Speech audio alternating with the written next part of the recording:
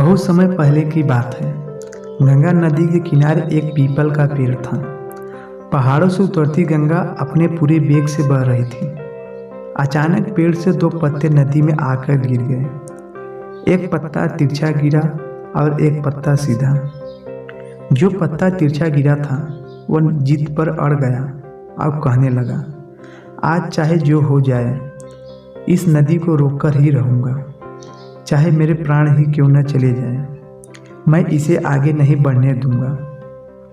वह पत्ता जोर जोर से चिल्लाने लगा कि रुक जा गंगा, आज मैं तुझे आगे नहीं जाने दूंगा। पर नदी तो बहती ही जा रही थी। नदी को पता ही नहीं था कि कोई पत्ता उसे रोकने का प्रयास कर रहा है। उधर पत्ते की जान बन आई थी। वह लगातार संघर्ष कर रहा था।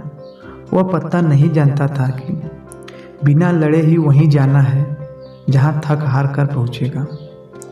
परंतु अब और तब के बीच का समय उसके लिए दुख और संताप का समय बन चुका था।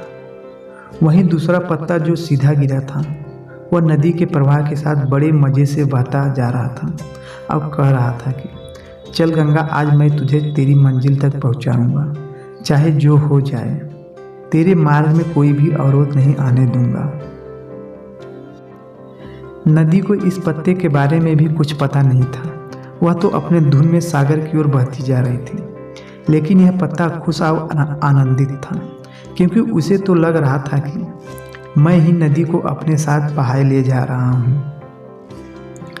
तिरछे पत्ते की तरह सीधे पत्ते को भी यह नहीं पता था कि चाहे वह नदी का साथ दे या नहीं दे, नदी तो पहुँचेगी वहीं जहाँ उसे जाना है।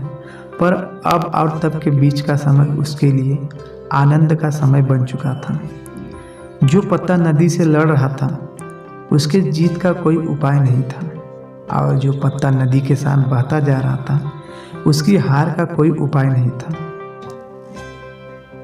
दोस्तों, यह कहानी हमें सिखाती है कि जिस दिन हम लड़ना छोड़ देते हैं उस दिन से हम जीना शुरू कर देते हैं। अब लड़ना छोड़ देने का अर्थ यह नहीं है कि आप सपने न देखें या उसके लिए मेहनत करना बंद कर दें, बल्कि लड़ना छोड़ देने का अर्थ यह है कि आप उन चीज़ों को बदलने की कोशिश ना करें जो आपके हाथ में नहीं है। यही खुश रहने का मूल मंत्र है। दूसरों को बदलने में अपना जीवन बर्बाद ना करें, बल्कि खुद को बदलें।